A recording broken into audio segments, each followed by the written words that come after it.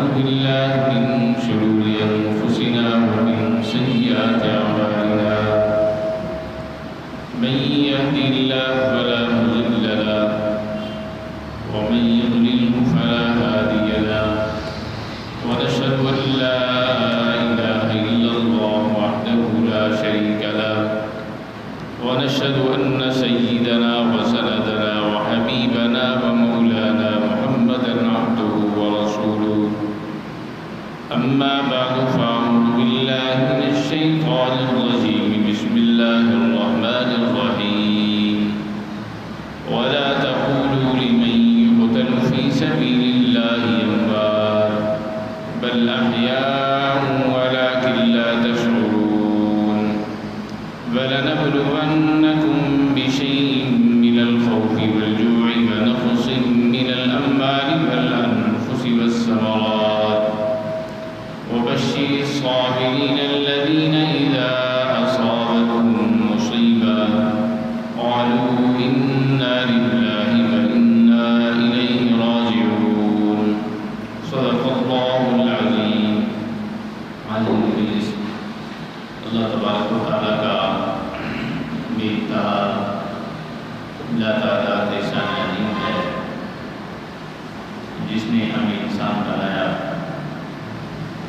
انسان بنانے کے بعد سب سے افضل و شعبت امت سیدنا محمد رسول اللہ صلی اللہ علیہ وآلہ وسلم کی امت میں پیدا فرما کر اللہ نے سب پر احسان عظیم فرمایا. اللہ تبارک و تعالیٰ نے جتنے بھی انسانوں کی دنیا میں بھیجا کوئی بھی انسان اس دنیا میں نہ اپنی مرضی سے آیا ہے نہ اپنی مرضی سے جائے گا. اللہ جب چاہیں گے جس کو چاہیں گے جب چاہیں گے بلا لیں گے. کوئی بھی انسان کسی بھی انسان کو نہ موت سے روک سکتا ہے نہ بچا سکتا ہے نہ کسی کی زندگی کو تعطیل کر سکتا ہے. اللہ تبارک و تعالیٰ نے قرآن مجید میں ارشاد فرمایا کہ شہید زندہ ہیں ان کو مردہ مت کہو اور ان کو رزق دیا جاتا ہے تمہیں شعور نہیں ہے. شہداء جنت میں اپنے مقام و مرتبے پر فائز ہے. جو انسان شہادت کے مقام پر فائز ہو جاتا ہے نبی علیہ السلام کی حدیث مبارکہ آپ صلی اللہ علیہ وآلہ وسلم نے فرمایا کہ شہید جب اللہ کے راستے میں جان دیتا ہے اس کے خون کے قطرہ نکلنے سے پہلے اللہ تبارک و تعالیٰ اس پر جنت واجب کر دیتے ہیں اور اللہ تبارک و تعالیٰ اس کی شہادت کو اپنی بارگاہ میں قبول فرماتے ہیں. نبی علیہ السلام کی حدیث مبارکہ صلی اللہ علیہ وسلم نے فرمایا کہ جنت میں جانے کا مختصر اور شارٹ کٹ راستہ وہ شہادت کا راستہ ہے. ایک صحابی رسول صلی اللہ علیہ وآلہ وسلم نبی علیہ السلام کی مجلس میں موجود تھے اور آقا نامدار سرکار دو عالم صلی اللہ علیہ وآلہ وسلم سے کہنے لگے اللہ کے محبوب صلی اللہ علیہ وسلم میں یہ چاہتا ہوں کہ میں اللہ کے راستے میں شہید ہو جاؤں تو میرے لیے دعا فرمائیں. تو نبی علیہ السلام نے دعا فرمائی اور پھر بڑے جذبے کے ساتھ کہنے لگے اللہ کے محبوب صلی اللہ علیہ وسلم آپ میرے لیے دعا فرمائیں کہ اللہ تبارک و تعالیٰ مجھے شہادت کی بہت عطا فرمائے. میں یہ چاہتا ہوں کہ ایک مرتبہ میں اللہ کے راستے میں شہید ہو جاؤں اللہ مجھے دوبارہ زندگی دے میں پھر شہید ہو جاؤں. اسی طرح اللہ تبارک و تعالیٰ مجھے دوبارہ شہادت کی موت عطا کریں، میں پھر اللہ کے راستے میں شہید ہو جاؤں۔ حتیٰ کہ اللہ تبارک و تعالیٰ مجھے 100 مرتبہ زندگی دے تو میری یہی خواہش ہے کہ میں اللہ مجھے زندہ کریں اور میں پھر شہید ہو جاؤں۔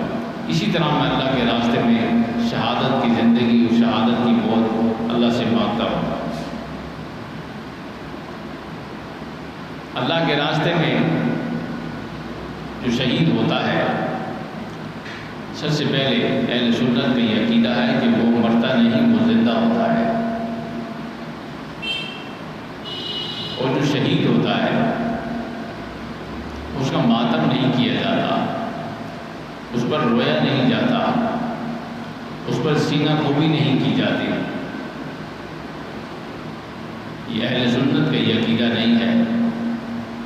جو بد عقیدہ لوگ ہیں وہ ایسے افعال اور کردار اور کام کرتے ہیں،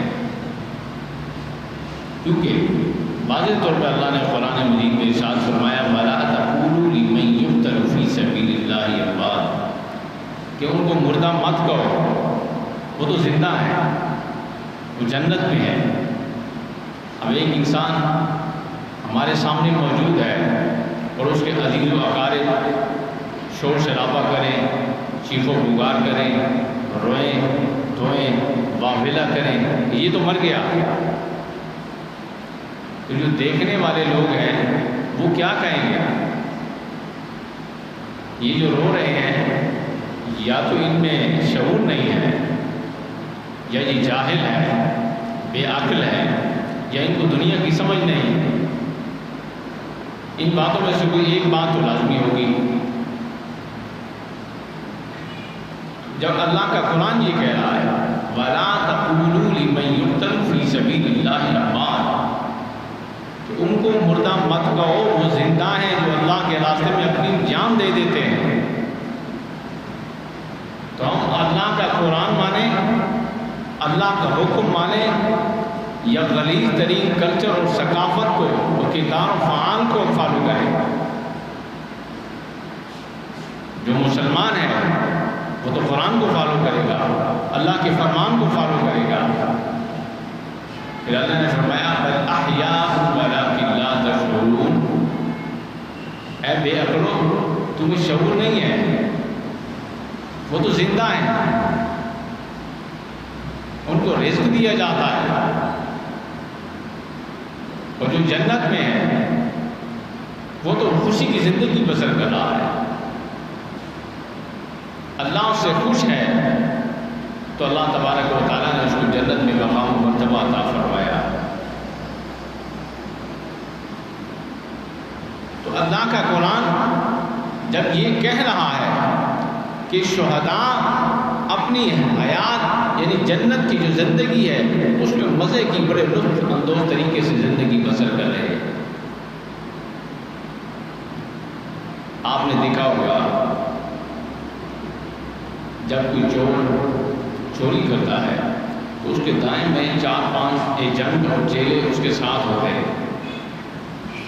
جب عوام اس کو پکڑتی ہے کہ تو چور ہے تو اس کے جو حوالی ہوتے ہیں اسی گیم کا حصہ ہوتے ہیں، اسی گینگ کا اور سرگرمی کا حصہ ہوتے ہیں، وہ آ جاتے ہیں فوراً۔ عوام سے زیادہ اس کے جو چاہنے والے ہوتے ہیں اسی گینگ کا حصہ ہوتے ہیں، وہ اس کو چور کو سب سے زیادہ مارتے ہیں۔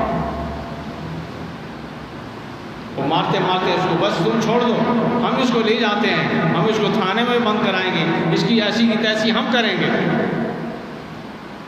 وہ اپنے چور کو بچا کر کے لے جاتے ہیں۔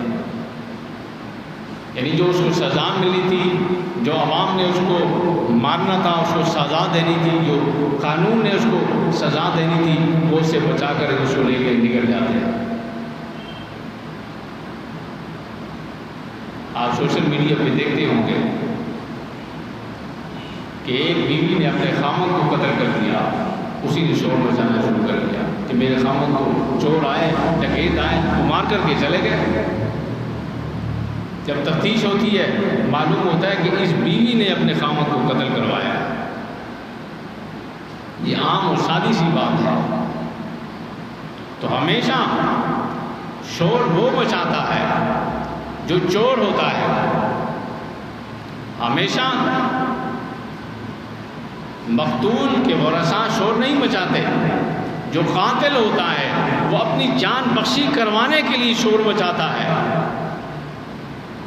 شور مچاتے مچاتے مچاتے جب تفتیش ہوتی ہے تو معلوم ہوتا ہے کہ یہ اصل قاتل تو یہ ہے، اصل سرغنہ تو یہ ہے، اصل گینگسٹر تو یہ ہے کہ جس نے قتل کیا ہے، وہ شور مچا رہا ہے.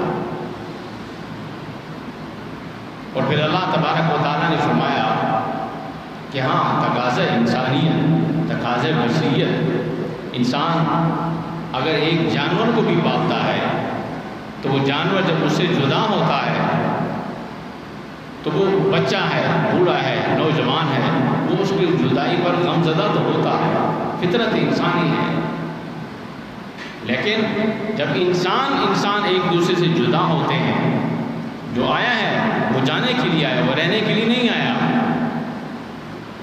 لیکن جب جدائی ہوتی ہے تو نبی علیہ السلام کے بیٹے جب اللہ کی بارگاہ میں حاضر ہوئے، اس دنیا سے پردہ کیا، آقا نامدار سرکار دو عالم صلی اللہ علیہ وسلم آنکھوں میں آنسو آ رہے ہیں.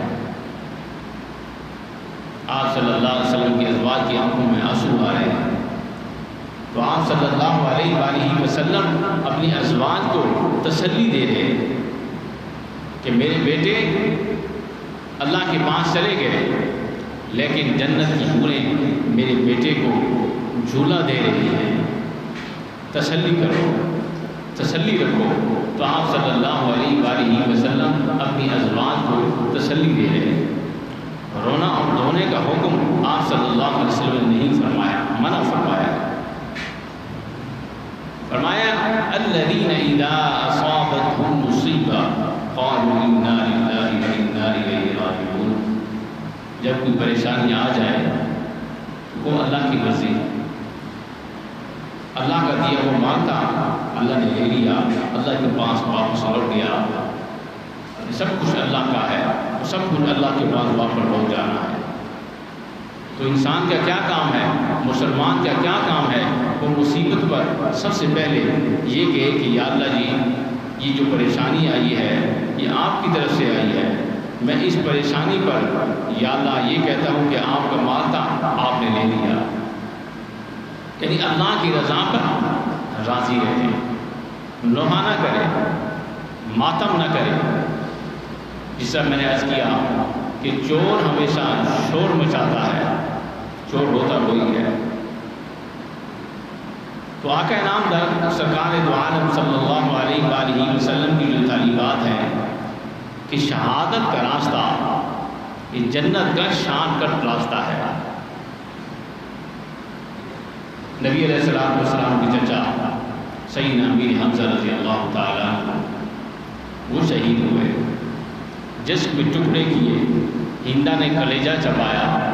علماء سے آپ سنتے ہیں تو آپ صلی اللہ علیہ وسلم نے صبر کیا، ان کی ہدایت کی دعا کی، اور پھر تکلیف میں فرمایا کہ وہ لوگ جب مسلمان ہوئے تو آپ صلی اللہ علیہ وسلم نے فرمایا کہ آپ میری پشت کی طرف بیٹھا کریں، میرے چچا مجھے یاد آ جاتے ہیں. اتنی تکلیف، پھر بھی ماتم نہیں کیا، نوحہ نہیں کیا، آزاری نہیں کی، لوگوں کو تکلیف نہیں دی، شور غول نہیں کیا، اپنے آپ کو زخمی نہیں کیا. پھر نواز رسول صلی اللہ علیہ وسلم نے اللہ کے راستے میں جان دی. اللہ کی مرضی ہے، اللہ چاہتے تو سیدنا امیر حمزہ رضی اللہ تعالیٰ عنہ کو بچا سکتے تھے. اللہ کی حکمت اللہ جانتا ہے. اللہ چاہتے تو سیدنا عثمان غنی رضی اللہ تعالیٰ عنہ جن کو مظلوم مدینہ کہا جاتا ہے، ان کا 40 دن پانی بند رہا. بلوائیوں نے حضرت عثمان غنی رضی اللہ تعالیٰ عنہ کو جو نبی علیہ السلام کے دورے داماد ہیں ان کو شہید کیا. اللہ چاہتے تو سب کو بچا سکتے تھے، لیکن اللہ کی حکمت اللہ جانتا ہے کہ اللہ نے ان کو شہادت کا مقام عطا فرمانا تھا. اللہ نے ان کی دعا کو قبول کیا اور شہادت وہ مانگتے تھے، اللہ نے شہادت پہ مقام و مرتبہ عطا فرما دیا اور وہ جنت میں چلے گئے۔ اور انسان ساری زندگی اسی عمل میں لگا رہتا ہے کہ میں جہنم سے بچ کر جنت میں جانے والا بن جاؤں۔ انسان سے ساری زندگی اسی عمل میں لگا رہتا ہے۔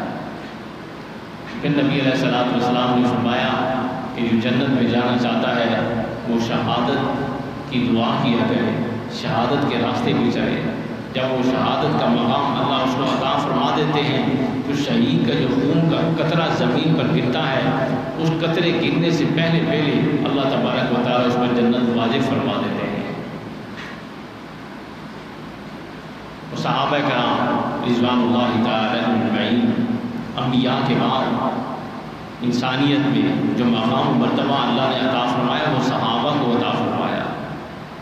اور صحابہ نبی علیہ الصلوۃ والسلام کی جانثار ہمدرد ساتھی ہیں، اور جو ان کا احترام کرتا ہے وہ اچھی نسل کی اولاد ہے، اور جو صحابہ کا احترام نہیں کرتا، صحابہ پر طعن و تشنیع کرتا ہے، میں یہ سمجھتا ہوں کہ وہ اچھی نسل کی اولاد نہیں ہے، وہ لطفہ حرام ہے، وہ حلالی ہو ہی نہیں سکتا۔ دعا فرمائے کہ اللہ تبارک و تعالیٰ ہمیں صحابہ کا احترام کرنے کی توفیق نصیب فرمائے اور شہادت والی زندگی اللہ پاک ہمیں عطا فرمائے۔